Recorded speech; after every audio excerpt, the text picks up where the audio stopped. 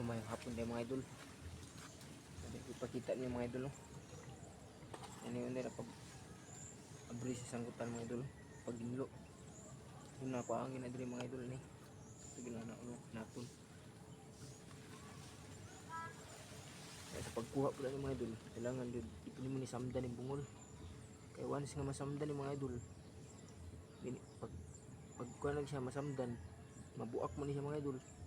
So pagkabuak ka na, hinalig ni siya matuba. Ano na siya mga idol.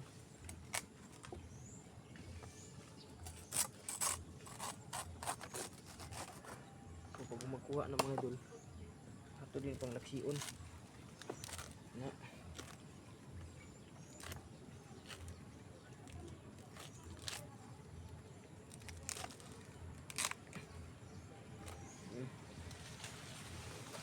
Ikaw mag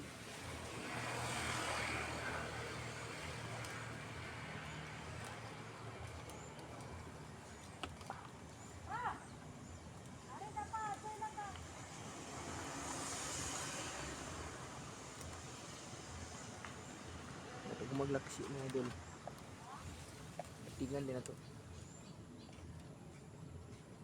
Hindi na to pursahan kayo kaya ang dili mabalik mga idol.